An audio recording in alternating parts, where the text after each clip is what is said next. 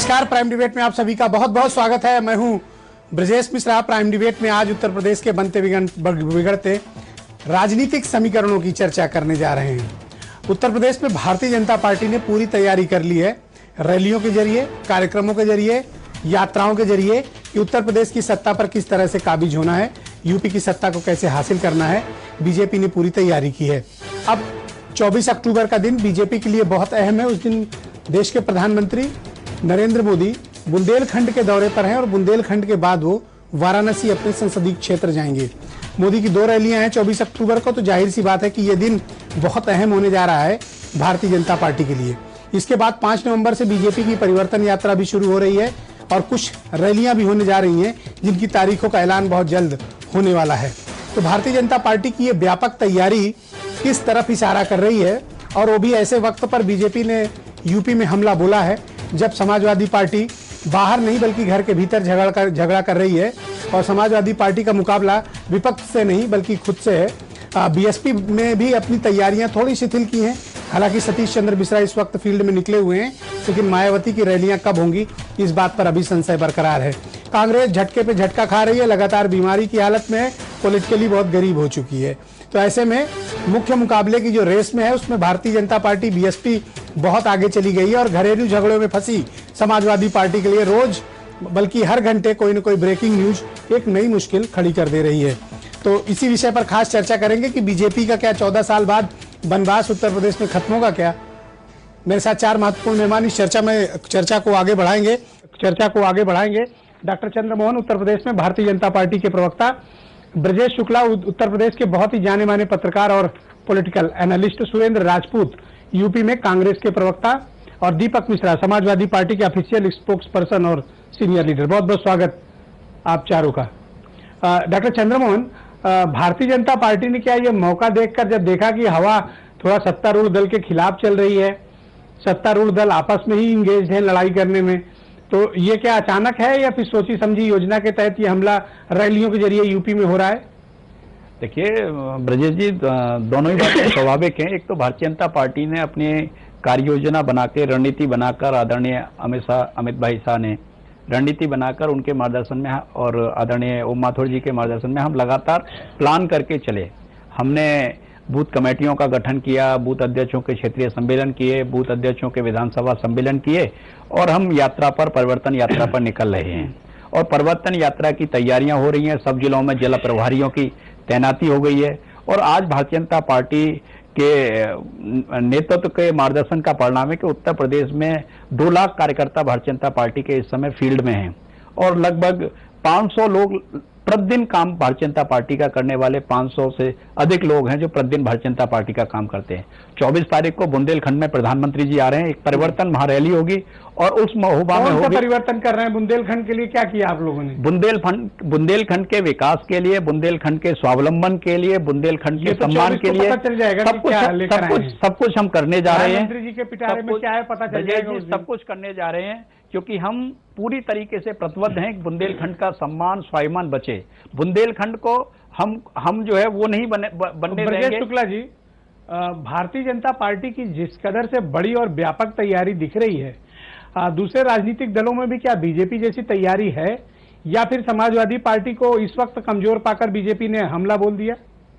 देखिए ब्रजेश जी, ये तैयारी बहुत दिनों से इनकी चल रही थी। कारण क्या है कि उत्तर प्रदेश सबसे ज्यादा इनके लिए प्रतिष्ठा का सवाल बन चुका है। ये बसपा की भी तैयारियां हैं, लेकिन बीजेपी की तैयारी इसलिए ज्यादा लग रही है क्योंकि इन्होंने अपने सारे नेताओं को यहां पर उतार दिया है। जातीय समीकरणों को साधा है, पिछड़े वर्ग के नेताओं की एक टीम बनाई है, वो हमला करेगी जाके। जो दलित हैं उन नेताओं का एक दल बना है, उनको मैदान में उतारने जा रहे हैं। स्वयं प्रधानमंत्री मैदान में आ रहे हैं। इनके सारे नेता चारों कोने से रथ लेकर चलने वाले हैं। तो ये एक आक्रामक रणनीति और मारक रणनीति, और उस समय विशेष रूप से ये और तीखी हो जाती है जब विपक्षी, ये एक अजीब बात है कि 4.5 साल तक जो लोग एक रहे वो युद्ध के समय आपस में ही झगड़े, जो कुरुक्षेत्र है उसमें युद्ध में लग गए हैं। इसलिए इनको और भी मैदान साफ दिख रहा है और भी मैदान रोचक लग रहा है। इसलिए इनकी तैयारियां ज्यादा व्यापक हैं। और विशेष रूप से नरेंद्र मोदी का आप देखिएगा, ये रैलियां नहीं, आगे रैलियों का बिल्कुल एकदम एक सिलसिलेवार आक्रमण शुरू करेंगी ये, और उसके मुख्य चेहरा मोदी को ही उन्होंने बनाया है और उनकी जबरदस्त ढंग से रैलियां ये कराने जा रहे हैं। और सुरेंद्र राजपूत, समाजवादी पार्टी तो अपने झगड़े में परेशान है और आप भगदड़ से परेशान हैं, आप दोनों बहुत ही डिमोरलाइज्ड हैं, तो ऐसे में बीजेपी से मुकाबला करने की स्थिति में आप दोनों हैं क्या? विजय जी 2 मिनट दे दीजिएगा, बहुत पूरा मैं आपको 2 मिनट 10 सेकंड दूंगा, प्लीज गो अहेड। देखिए, सबसे बड़ी बात है, मैं आपको धन्यवाद दे रहा हूं कि कम से कम आप इस तरीके की बातें लाते हैं, इस तरीके का विश्लेषण लाते हैं, जिससे हमारे आत्मविश्वास में और वृद्धि होती है। आपका निर्मम विश्लेषण कहीं ना कहीं हमारे आत्मविश्वास को आत्मक ऊर्जा देता है। ये मैं आपको बताऊं कि कोई पार्टी इतनी मारक रणनीति कब करती है, जैसे बिहार में करती है, बगैर चेहरे के चुनाव के उतरती है, उसके बाद 1,24,000 करोड़ का एक पैकेज देने की बात करती है। 24 तारीख को मैं फिर बता रहा हूं, उत्तर प्रदेश की जनता को खरीदने का काम भारतीय जनता पार्टी के नेता करेंगे। दूसरी बात, दूसरे दल के नेताओं पर चुनावी रणनीति में विश्वास कौन करता है? जिन्हें अपने नेताओं के ऊपर भरोसा नहीं होता, अपने रणनीति के ऊपर भरोसा नहीं होता, वो दूसरे दलों में पोचिंग करते हैं, दूसरे दलों के नेताओं को, पार्टी हॉपर्स को और मौसमी क्या नाम नेताओं को इस तरीके से पार्टी में अगर नेता छज्जे से लटक के तैयार है कूदने को, फिर से मैं फिर से कह रहा हूं ब्रजेश, और ये गाड़ी लेकर नीचे खड़े हैं, मैं फिर से कह रहा हूं ब्रजेश जी, अगर मैं पूरा आत्मविश्वास से लबरेज हूं कि मेरी पार्टी जीतेगी, तो मैं अपनी पार्टी के अभी तो कार्यकर्ता को, और दूसरी बात अपनी पार्टी के, आपको तकलीफ होगी सुन के, लेकिन अभी 402 सीटों पे कैंडिडेट्स भी जुटाना कांग्रेस के लिए बड़ी चुनौती होगी। जीतने की बात तो हम लोग शायद फिर आगे कभी ब्रजेश जी, मेरा समय पूरा नहीं हुआ था, मैं आपको फिर धन्यवाद दे रहा हूं कि आपकी ही बात में याद दिलाता हूं आपको कि आपने स्वयं कहा था कि 2300 कैंडिडेट आपके पास इनलिस्टेड हैं। आपने अपने ही चैनल पर कहा था कि 2300 लोग आपके यहां चुनाव में लड़ने के लिए एप्लीकेशन लगा के खड़े हैं, और 400 करने आते हैं। देखिए, बोले जाने, आपने जिस संदर्भ में कहा चुनाव लड़ने में पैसे मिलते हैं, आपने जिस संदर्भ में कहा था वो संदर्भ भी याद कर ले, क्योंकि आपका चैनल इतना विश्वसनीय मैं तो है, इस बात करोड़ों लोगों के द्वारा मैं पीछे थोड़ी ना हट रहा हूं। और मैं दूसरी बात बताऊं, जिस प्रकार से हमारी 27 साल उत्तर प्रदेश की बेहाल की यात्रा सफल हुई है, किसानों की कर्ज माफी, बिजली के रेट, आलू की फैक्ट्री लगाकर सफल हुई है। फिर मैं वहीं पे, आप आलू की फैक्ट्री भी हम ओन करते हैं उसको, गन्ने की फैक्ट्री हमारे यहाँ लगती है, चीनी मिल को गन्ना मिल को कहा जाता है, और आलू की फैक्ट्री, आलू के चिप्स बनाने की फैक्ट्री, रोटी की फैक्ट्री, आलू की फैक्ट्री भी कहा जाएगा। रोटी की फैक्ट्री। और रही बात, जब रोटी की फैक्ट्री की बात आएगी तब की तब देखी जाएगी, लेकिन हम लोग पूरी तरीके से चुनाव में तैयार हैं। Alright, okay okay. Deepak Mishra ji, मुझे बताइए कि समाजवादी पार्टी के भीतर जो घमासान मचा हुआ है, इस घंटे का और इस मिनट का अपडेट क्या है, स्टेटस क्या है इस वक्त, अभी क्या है? क्योंकि हर एक घंटे में सीन बदल रहा है। देखिए, इस घंटे का 8 बजे का स्टेटस जनता को बताइए। इस पल का स्टेटस यह है कि समाजवादी पार्टी पूरी ताकत के साथ सांप्रदायिक ताकतों से लड़ने का संकल्प ले चुकी है। आज सारे जिलाध्यक्षों ने इस पे सहर्ष अभिव्यक्ति दी है, और इस घंटे का यह भी एक अपडेट है कि भारतीय जनता पार्टी के पास चेहरा तो है नहीं। आप और हम बात कर रहे हैं, इस वक्त एक बहुत बड़ी खबर भी आ गई है जी कि 24 तारीख को मुलायम सिंह यादव ने एक मीटिंग बुलाई हुई है पार्टी के एमएलसी और एमएलए की। उसके एक दिन पहले यानी 23 को मुख्यमंत्री अखिलेश यादव ने सभी विधायकों और एमएलसी की आपात बैठक बुला ली है। खबर आपके सामने बैठक, इस पर भी आप कह रहे हैं कि ऑल इज वेल। मुख्यमंत्री हैं, वो जनता के कार्यों को जो उन्होंने किया है विधायकों के माध्यम से तो जनता मिले जाएंगे, और राष्ट्रीय अध्यक्ष ने यह मीटिंग पहले से बुला रखी है, ये तो और अच्छी बात है। तो एक दिन मेल मिलाप हो रहे हैं, तो मुख्यमंत्री ने 23 को ये मीटिंग बुला ली, इसका मायने क्या है? मेल मिलाप हो रहा है, मिलकर 24 को होना चाहिए, मिलकर प्रहार की तैयारी हो चुकी है, और बौखलाहट यही नहीं है, बौखलाहट दिल्ली तक है। नरेंद्र मोदी जी, ये 23 को क्या मुख्यमंत्री ने अचानक से मीटिंग सारे विधायकों क्यों बुला ली? वाई? मुख्यमंत्री का विवेकाधिकार है, विशेषाधिकार है। डॉक्टर चंद्रमोहन जी, ये एक बड़ी खबर इस बीच आ गई। देखिए, डिबेट को ही आगे बढ़ाते हैं। मुख्यमंत्री ने अचानक मीटिंग बुला ली 23 को, सब ठीक तो है? आपने ब्रजेश जी बहुत अच्छी बात कही, जब अभी दीपक जी से सवाल करते हुए, कि जैसे कोई वेंटिलेटर तो होता है ना, तो मेडिकल बुलेटिन जारी होता है, तो समाजवादी पार्टी का भी वेंटिलेटर पे पहुंचने जैसी स्थिति हो गई है। तो 8 बजे का स्टेटस पूछा, देखिए तुरंत खबर आ गई। तो वो वेंटिलेटर पर हैं, उनके मेडिकल बुलेटिन जारी हो रहे हैं, क्या अब ये स्थिति है? देखिए, आज जिस तरीके से, क्योंकि समाजवादी पार्टी, यहाँ जो ब्रजेश जी 2 हैं, तो समाजवादी पार्टी ऐसी स्थिति में है क्योंकि राजनीतिक वैचारिक शून्यता के परिणाम स्वरूप आज खुद प्रदेश अध्यक्ष सूचना देने जाते हैं कि बैठक में आइए, मुख्यमंत्री ठेंगा दिखा देते हैं कि मैं नहीं आऊंगा बैठक में, और उसके बाद जिलाध्यक्षों को अपने यहाँ तलब करते हैं। राष्ट्रीय अध्यक्ष कहते हैं विधायक आओ, वो कहते हैं नहीं पहले मेरे पास आओ। ये देखिए पूरी तरीके से तैयारी हो गई है समाजवादी पार्टी अखिलेश बनने की, और समाजवादी पार्टी अखिलेश बनने के लिए आगे बढ़ चले हैं। गायत्री प्रजापति के आपके शो में ही मैंने कहा था, आपको याद आ रहा होगा ब्रजेश जी, मैंने कहा था कि गायत्री प्रजापति के कार्यक्रम में मुख्यमंत्री किस मुंह से जाएंगे शामिल होने के लिए, और मुख्यमंत्री ने अपने बचाव के लिए देखिए अरे भाई संयोजक है गायत्री प्रजापति दीपक मिश्रा, सुन लो इस बात को, अपनी वेदना मत प्रकट करो, आपकी पीड़ा में समझ सकता हूं। अरे भाई ये झूठ का बोला जा रहा है, ये सच है। अरे भाई मुख्यमंत्री का प्रदेश अध्यक्ष मुख्यमंत्री का सारथी आप दयनीय स्थिति में हो, आपकी पीड़ा आपकी छटपटाहट में समझ सकता हूं। All right Brajesh Shukla ji, Samajwadi party के भीतर आप देख रहे हैं कि हर क्षण कुछ न कुछ घट रहा है, और जो लोग भी अति उत्साही लोग ये कहते हैं कि ऑल इज वेल, सब ठीक है, सब एकता है, कहीं कोई एकता नहीं है, कहीं कोई ऑल इज वेल नहीं है। स्थितियां बड़ी विकट है और डिवीजन की तरफ मुझे लगता है कि समाजवादी पार्टी बढ़ रही है। ऐसे में क्या भारतीय जनता पार्टी इस पूरे सिचुएशन को इनकैश करेगी? उसकी पूरी तैयारी है। देखिए बीजेपी वास्तव में इसके पूरी तरह तैयार है कि किसी तरह समाजवादी पार्टी में यदि विघटन होता है तो उसका पूरा फायदा उठाए, और कोई भी विपक्षी उसका उठाएगा ही, इसमें कोई केवल भाजपा की बात नहीं है, बसपा भी चाहेगी उसका उठाना। लेकिन सवाल ये है ब्रजेश जी कि ये एक अजीब स्थिति, भारत के पूरे लोकतांत्रिक इतिहास को यदि आप देखेंगे तो आपको ताजुब होगा ये जान करके कि साहब लड़ाई का मैदान सामने है और उस समय ये विघटन की तरफ बढ़ रही है। और जो ये समाजवादी पार्टी के लोग कह रहे हैं कि सब कुछ ठीक ठाक है, वास्तव में आप इनसे अलग से बात करिए, अलग से पूछिए, तो जो बेचैनी है, जो निराशा है, वो इतनी ज्यादा है कि मुझे कुछ आशंकाएं हो रही हैं कि 24 अक्टूबर को कुछ होने वाला था क्या, जिसके आशंका में मुख्यमंत्री ने 23 अक्टूबर को मीटिंग बुला ली विधायकों की। ये सामान्य घटनाक्रम नहीं है। ये वास्तव में मैं बीजेपी और कांग्रेस जैसे 24 को कुछ अनहोनी होनी थी। हाँ, यही बता रहा हूँ, उसकी आशंका में 23 को मीटिंग बुला ली गई। कांग्रेस और बीजेपी में देखा करता था कि सत्य परीक्षण होता था। समाजवादी पार्टी में ये कल्पना भी किसी ने नहीं कि ना आपने की होगी ना मैंने की थी, लेकिन ये सारा कुछ सत्य परीक्षण की लड़ाई। अब इसके पहले कि आगे कोई मजबूत कदम उठाया जाए, उसके पहले सब लोग अपनी अपनी ताकत आजमा लेना चाहते हैं, अपने ताकत का आकलन कर लेना चाहते हैं, उसके बाद कोई वो होगा। अखिलेश यादव भी जानना चाहते हैं कि वो किस स्थिति में है, और मुलायम सिंह को बता देना चाहते हैं कि उनके पर ऐसे तो बहुत से विधायक हैं जो इनको कहेंगे हम आपके साथ हैं और उनकी मीटिंग में कहेंगे हम आपके साथ हैं।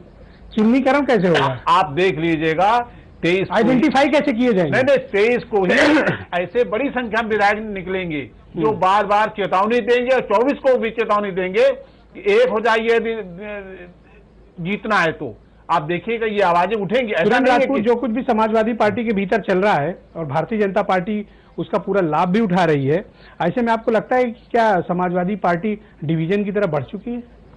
ब्रजेश जी बहुत महत्वपूर्ण क्वेश्चन, क्योंकि 23-24 में जो कुछ अचानक से ये 23 अक्टूबर का प्लान हुआ है, ये कोई सामान्य राजनीतिक घटनाक्रम नहीं, ये बड़ा राजनीतिक घटनाक्रम है, बहुत बड़ा घटनाक्रम है। और मैं आपकी बात से सहमत हूं। एक बड़ा पुराना सा शेर याद आ रहा है कि कुछ लोग बड़े होने के वहम में मर गए और जो सच में बड़े थे वो अहम में मर गए।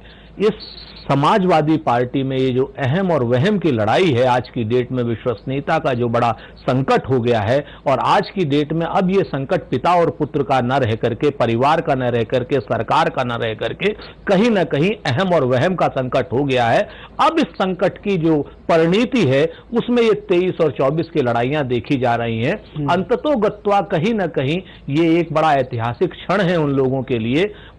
कहां तो आज की डेट में इन लोगों को सांप्रदायिक शक्तियों से लड़ना था, कहां ये आपस में ही यादवी संग्राम कर रहे हैं। इसका फायदा बीएसपी को मिलेगा?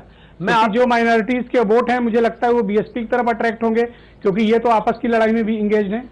आपका संगठन मजबूत नहीं है। ब्रजेश जी मैं बहुत ईमानदारी से बताऊं आपसे, फिर आप कहेंगे इस चीज को। निश्चित तौर पर जिस प्रकार से हमने 3 यात्राएं निकाली हैं और जिस प्रकार से हमारे ऊपर लोग आए हैं, और निश्चित तौर पर आपको मैं बताऊं पश्चिम से लेकर पूरब तक आपने स्वयं उस यात्राओं का वो किया है, तो वहां पर जो अल्पसंख्यक मत है और बाकी जो सेकुलर मत है, 3 हमारी तरफ। ऑलराइट 3 महत्वपूर्ण चीजें सरकार का ग्राफ नीचे आया, मुख्यमंत्री का स्टेटमेंट है, गाड़ी के 4 में से 3 पहिए पंक्चर, 1 पहिए पे गाड़ी चल रही है। समाजवादी पार्टी टोटली, सरकार आपकी का जो भी ग्राफ है वो वर्टिकली डिक्लाइन हुआ है, और ये मैं नहीं कह रहा हूं, चीफ मिनिस्टर का स्टेटमेंट है।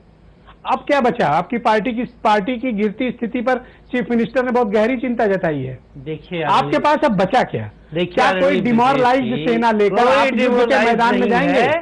कोई डिमोरलाइज्ड आपका सेनापति कह रहा है कि 3 टायर पंक्चर है समाजवादी पार्टी की गाड़ी के। टायर पंचर होना है, टायर तो डिमोरलाइज्ड सेनाएं थोड़ी जीतती हैं। सबसे बड़ी बात यह है कि इस पूरे घटनाक्रम में एक कार्यकर्ता बताइए जो किसी और दल में गया, और तो और बसपा के एक एमएलसी और कई कद्दावर पदाधिकारी सपा के हुए ज्वाइन किए। कहीं से हमारा मैं केवल ये जानना चाहता हूं कि प्रदेश हित में ही सही आप लोग ये आपसी झंझट खत्म करेंगे। देखिए आपसी झंझट तो समाप्त है। क्या समाप्ति है? पढ़िए जरा। 5 नवंबर ये क्या चल रहा है ताकत के साथ? ये चीफ मिनिस्टर साहब का क्या स्टेटमेंट आया है? देखिए मुख्यमंत्री जी का जो स्टेटमेंट है मुख्यमंत्री जी ने दिया है, मुख्यमंत्री जी का अपना विवेक है, लेकिन मैं एक बार फिर कह रहा हूं कि पूरी ताकत के साथ कह रहा हूं कि समाजवादी पार्टी का एक कार्यकर्ता बताइए जो किसी और दल के साथ गया। इस पूरे झंझावात में हम चट्टान की तरह से समाजवादी विचारधारा, समाजवादी पार्टी, समाजवादी नेतृत्व के साथ हैं। हमारे नेता मुलायम सिंह यादव, हमारे नेता मुलायम सिंह यादव 2 हो गए हैं जी। नेतृत्व तो वहां 2 हो गए हैं। कोई नेतृत्व 2 नहीं है, सब एक दूसरे के पूरे एक नेतृत्व शिवपाल यादव कर रहे हैं, दूसरा नेतृत्व अखिलेश यादव कर रहे हैं। नेतृत्व मुलायम सिंह यादव समग्र रूप से, अखिलेश जी सरकार के चेहरे हैं, शिवपाल सिंह यादव संगठन। तो ये क्या बयान की कोई विभेद नहीं है? ये बयान क्यों आ रहे हैं फिर? कोई विभेद नहीं है। ये क्या है फिर जो सामने चल रहा है आपके? मैं फिर कह रहा हूँ कोई विभेद। एक जनता समझदार है, गलतियों के लिए माफी मांग लीजिए। समाजवादी जनता समझदार है, गलतियों के लिए माफी मांग लीजिए। देखिए गलतियों के लिए तो माफी हम मांगते रहे, हमारे नेता ने जहां जहां गलती हुई ईमानदारी से स्वीकार किया। हम लोकतंत्र में आस्था रखते हैं और पूरी ताकत के साथ लोकतंत्र में आस्था रखते हैं, लेकिन जब गलती नहीं है। डॉक्टर चंद्रमोहन, क्या समाजवादी पार्टी अब रेस से बाहर? क्योंकि सेनापति का ऐसा स्टेटमेंट है तो अब लगता तो नहीं ऐसा है। स्वयंभू जो समाजवादी हैं उनको उत्तर प्रदेश की जनता ने रेस से बाहर कर दिया है, क्योंकि आज जिस तरीके से स्वयंभू समाजवादी कहते कहते शिवपाल यादव जी थकते नहीं हैं। आज उनके जिलाध्यक्षों की बैठक हुई, उसमें मोबाइलों को बाहर रखवा दिया गया जिससे अंदर की बात बाहर ना आए। अब जिसको बताना है तो लाइव नहीं आप सुन पाएंगे, लाइव सुनने की फिर झूठ। अब झूठ है या सच है? आप झूठ है या सच? अरे मत बोलिए, आप मत बोलिए। आप क्यों स्वीकार, आप नहीं स्वीकार करोगे दीपक मिश्रा? इस पीड़ा को आप नहीं स्वीकार कर पाओगे। दीपक जी, ये अपनी बारी में पीड़ा को आप नहीं स्वीकार कर पाओगे।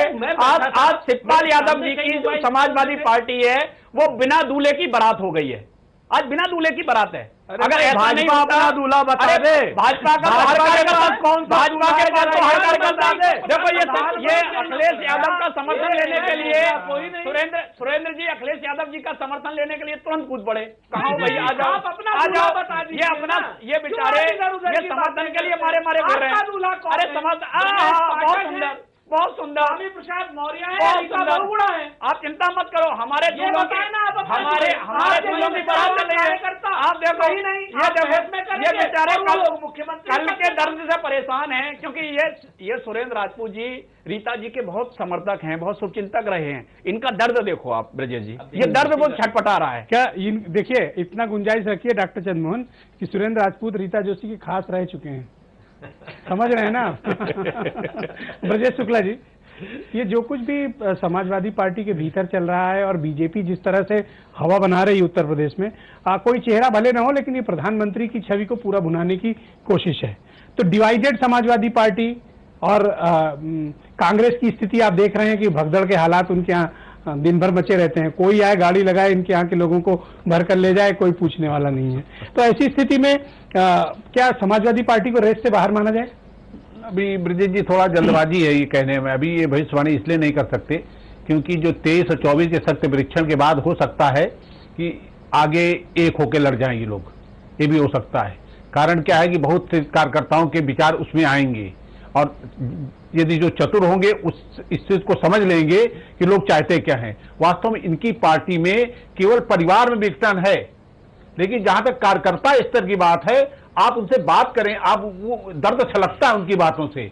अब उनका दर्द यदि इस परिवार पर हावी होता है तो शायद एक होकर लड़ जाए, और ये डिवाइडेड यदि लड़े तो इनका कहीं अता पता नहीं देखिए, चलेगा। आगे क्या होगा ये तो वही लोग जाने क्या होगा, लेकिन आज का जो स्टेटस है वो तो समाजवादी पार्टी डिवाइडेड है, नहीं, इसमें कोई दो राय तो बची हाँ, तो उसमें तो अलग अलग होकर लड़ रहे हैं उसमें चुनाव। उसमें दोनों को फायदा होगा, बसपा को जबरदस्त फायदा होगा और भाजपा को जबरदस्त फायदा होगा।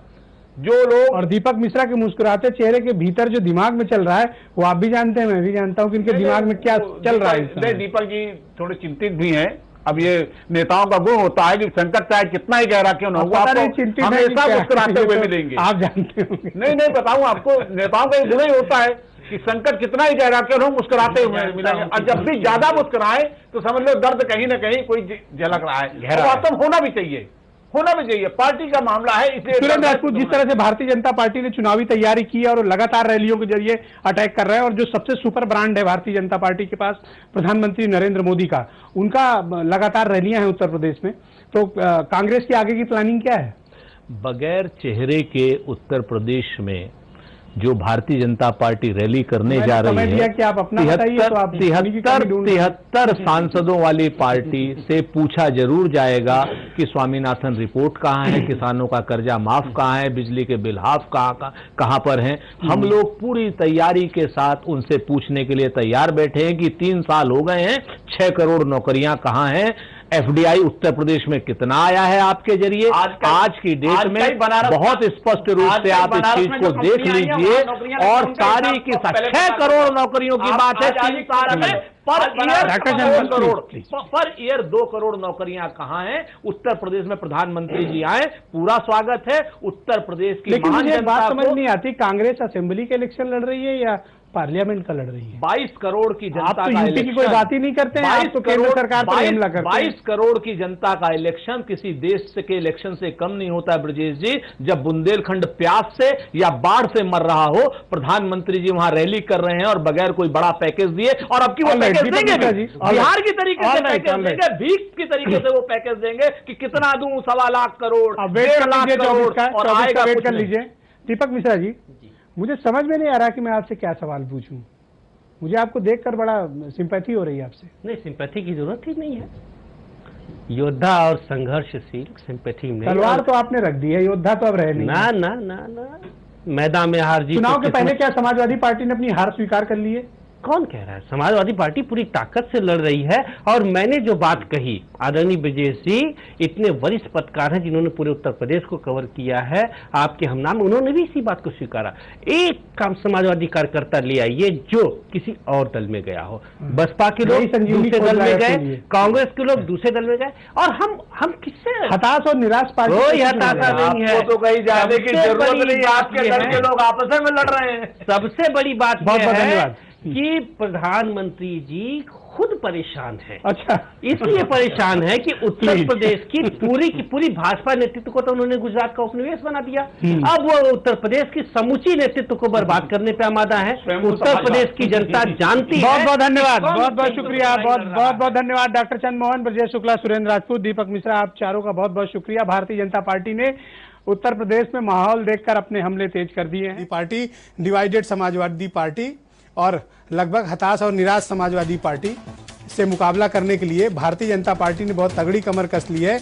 लगातार रैली और परिवर्तन कार्यक्रमों के जरिए उत्तर प्रदेश में अपनी दस्तक को बहुत मजबूत कर रही है। कांग्रेस अपनी मुश्किलों में घिरी हुई है, बीएसपी ने अभी अपने पत्ते खोले नहीं, लेकिन उत्तर प्रदेश का चुनाव देश का चुनाव है, कोई सामान्य चुनाव नहीं है। तो ऐसे में देखने वाली बात होगी कि समाजवादी पार्टी का क्या रुख होता है और क्या समाजवादी पार्टी एक होकर मजबूती से चुनाव लड़ पाएगी। आज के हालात हालांकि ये इशारा करते हैं कि समाजवादी पार्टी में एकता अब लगभग नामुमकिन है। बहुत बहुत शुक्रिया और धन्यवाद इस कार्यक्रम को देखने के लिए। रात 11:30 पर यही बहस दोबारा से।